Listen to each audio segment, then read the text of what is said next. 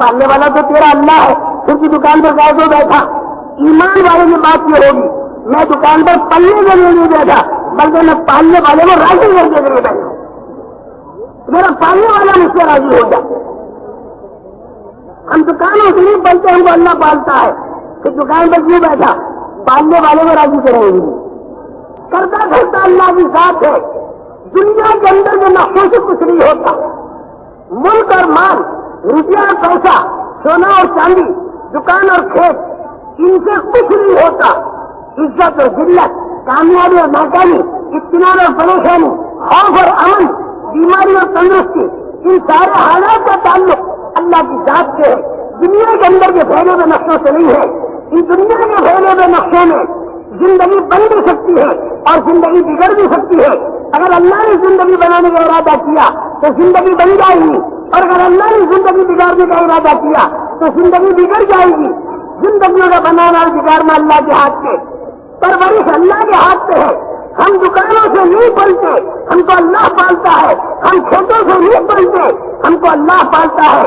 ہم روپے پیسے سے نہیں پلتے، ہم کو اللہ پالتا ہے۔ ماں کے پیٹ میں کاروبار کے بغیر خدا پال چکا، جنت میں کاروبار کے بغیر خدا پالے گا۔ اور اس دنیا کے اندر بڑی بڑی مچھلیاں جو پہاڑ سے بھی بڑی ہے، ویش مچھلی، اس کو بغیر کاروبار کے پالتا ہے، ہاتھی کو بغیر کاروبار کے پالتا ہے۔ ہمارے ایک بارش کا پیٹ پالنے کے اندر کیا اللہ تعالیٰ کو اتنا اپاہج مان لیا کہ وہ بغیر کاروبار کے نہیں پال سکتا؟ خدا پاک کی قسم، زمین کے بنانے کے موقع پر اور آسمان کے اور چاند و سورج کے اور فرشتوں کے اور جنت اور جہنم کے بنانے کے موقع پر اللہ جس طاقت کے ساتھ تھا، اسی طاقت کے ساتھ اللہ آج بھی ہے اور ہمیشہ ہے۔ ہم طاقت والے خدا کو مانتے ہیں۔ اس خدا کی طاقت کو جو تسلیم کرے گا اس کا بیڑا پار ہوگا، اور اس خدا کی طاقت کو جو تسلیم نہیں کرے گا اس کا بیڑا غرق ہوگا۔ خدا کی طاقت کے مقابلے میں ساری دنیا کی طاقتیں مکڑی کے جانے کی حیثیت نہیں رکھتی، اور خدا کے خزانوں کے مقابلے میں ساری دنیا کے خزانے مچھر کے پر کی حیثیت نہیں رکھتی۔ خدا کی طاقت لامحدود اور بے حساب ہے، اور خدا کے خزانے بھی لامحدود اور بے حساب ہے۔ اللہ جو کرتا ہے وہ اپنی قدرت سے کرتا ہے، وہ اپنے ارادے سے کرتا ہے، وہ اپنی طاقت سے کرتا ہے، وہ اپنے فیصلے سے کرتا ہے۔ اللہ کسی چیز کا محتاج نہیں، کاروبار کا بھی وہ محتاج نہیں، وہ روپے پیسے کا بھی محتاج نہیں، ارے وہ زمین آسمان کا بھی محتاج نہیں، اور وہ چاند سورج کا بھی محتاج نہیں، اور وہ جبریل اسرافیل کا بھی محتاج نہیں۔ سارے محتاج ہیں اس کے، اور وہ کسی کا محتاج نہیں۔ اسے زمین آسمان کی بھی ضرورت نہیں۔ دکھائی تو دیتا ہے، بارش کے قطرے گرے، زمین نرم ہوئی، دانا اگا، دکھائی تو سارا یہی دیتا۔ اور کاروبار جو آدمی کرتا ہے تو کاروبار کرنا یہ بھی غلط نہیں، لیکن سوال یہ پیدا ہوتا ہے کہ اتنی بڑی ویش مچھلی کو جب اللہ تعالیٰ بغیر کاروبار کے پالتے ہیں تو ہم انسانوں پر اللہ نے یہ کاروباری ترتیب کی چلائی؟ ہم جو کاروبار کرتے ہیں تو کاروبار تو قرآن میں بھی جو ہے اللہ البیع، رسول کریم صلی اللہ علیہ وسلم نے کاروبار کے بارے میں فرمایا التاجر الصدوق الامین مع النبیین والصدیقین والشہداء، تجارت کرنے والا سچا نبی و صدیق اور شہیدوں کے ساتھ ہوگا۔ التاجر الصدوق تحت ذل العرش یوم القیامہ، سچا تاجر عرش کے سائے کے نیچے ہوگا قیامت کے دن۔ حضرت نوح علیہ السلام نے بڑھئی کا کام کیا، حضرت آدم علیہ السلام نے کھیتی کا کام کیا، حضرت داؤد علیہ السلام نے لوہار کا کام کیا، نبیوں نے کیا، صحابہ نے کیا، قرآن میں موجود، حدیث میں موجود۔ سوال یہ پیدا ہوتا ہے کہ جب اللہ تعالیٰ کاروبار کا محتاج نہیں پالنے میں تو پھر کاروبار میں ہم کو کیوں لگایا؟ کبھی بتائی جو فرشتہ کر دے جاتا، اور ہم تبلیغ میں پھرتے رہتے کہ ہم کو کیوں لگایا؟ یاد رکھنا، کاروبار میں انسان کو پالنے کے لیے نہیں لگایا۔ ایک بے ایمان ہوگا وہ تو کہے گا کہ میں کاروبار اس لیے کرتا ہوں تاکہ میں پلوں، لیکن ایک ایمان والا مسلمان اس سے پوچھا جائے کہ تم مسجد میں اگر کہتا الحمدللہ رب العالمین پانے والا اللہ، سبحان رب العظیم، سبحان رب الاعلیٰ، ربنا لک الحمد، ربنا آتنا، ربنا لا تزغ قلوبنا، کیا کوئی چل رہا ربنا ربنا ربنا؟ پالنے والا تو تیرا اللہ ہے، پھر کی دکان پر جائے تو بیٹھا۔ ایمان والے کی بات یہ ہوگی میں دکان پر پلنے کے لیے نہیں بیٹھا بلکہ میں پالنے والے کو راضی کرنے کے لیے بیٹھا، میرا پالنے والا مجھ سے راضی ہو جائے۔ ہم دکانوں سے نہیں پلتے، ہم کو اللہ پالتا ہے، کہ دکان پر کیوں بیٹھا؟ پالنے والے کو راضی کریں گے۔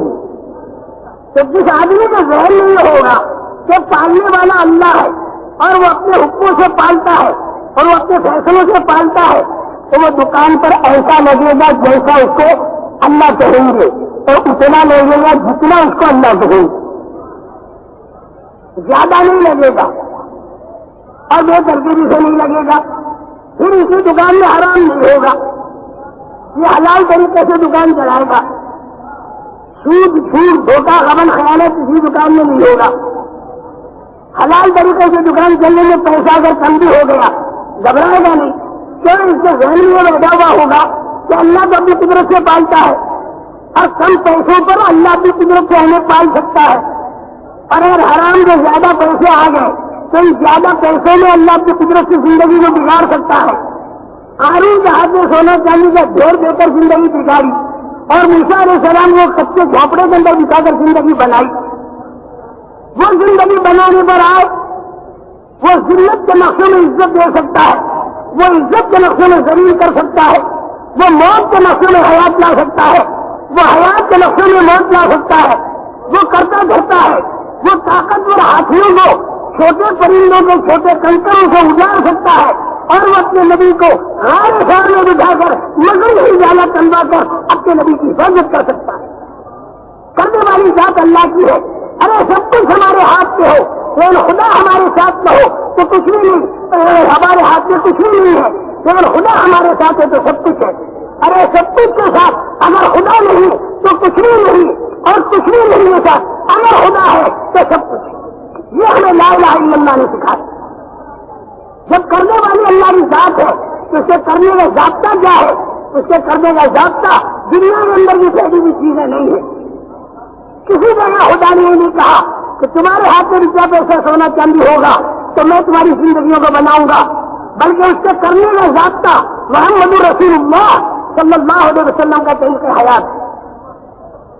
جس زندگی کو لے کر آپ تشریف لائے، وہ زندگی جتنی دنیا کے اندر چالو ہوتی چلی جائے گی اتنی اللہ کی طرف مددیں آتی چلی جائیں گی، اور اللہ اپنی عنایتوں کو ہماری طرف متوجہ کرے گا۔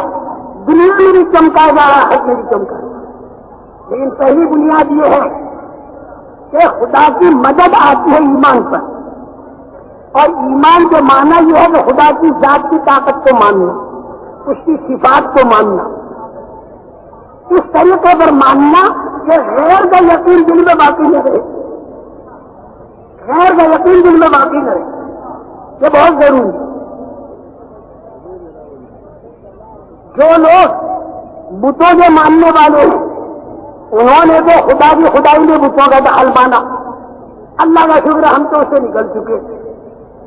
50 کروڑ روپے کا ہیرے جواہرات کا بت لا کر اگر کہیں کھڑا کر دیا جائے تو ہمارا کچے میں کچا مسلمان کہے گا اس سے کوئی کام نہیں بنتا۔ کیوں؟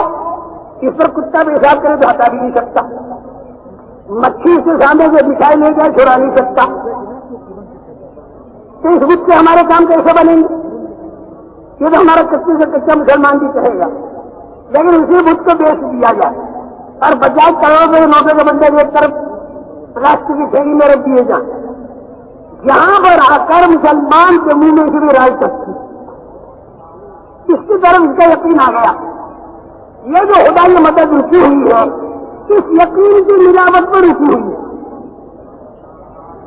حضور اکرم صلی اللہ علیہ وسلم کے طریقے پر جیسے پہلی صدی میں خدا کی مدد آئی، خدا پاک کی قسم قیامت تک اس طریقے میں خدا کی مدد آ سکتی۔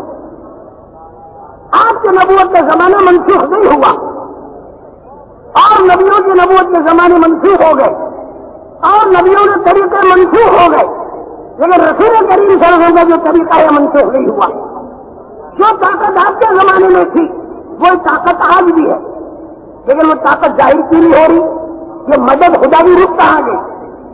خدا تو اسی طاقت کے ساتھ ہے، خدا اسی آن بان صاحب کے ساتھ ہے، پھر آج مدد کیوں نہیں آ رہی؟ اور اس وقت کیوں مدد آتی تھی؟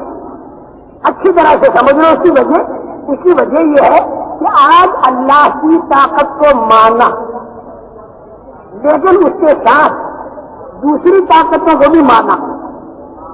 ٹھیک ہے مولوی صاحب اللہ ہی پالتا ہے، لیکن کاروبار بھی تو ہونا چاہیے، مطلب کام تو اللہ ہی بناتا ہے، لیکن پیسے بھی تو ہونے چاہیے۔ ہاں مولوی صاحب حفاظت تو اللہ ہی کرتا ہے، لیکن علاج بھی تو ہونا ہی چاہیے۔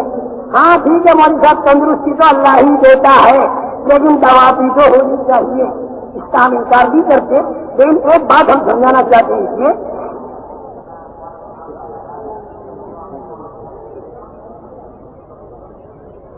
اگر خدا کو ایسا مانا کہ وہ تندرستی دینے میں دوا کا محتاج ہے تو خدا کو نہیں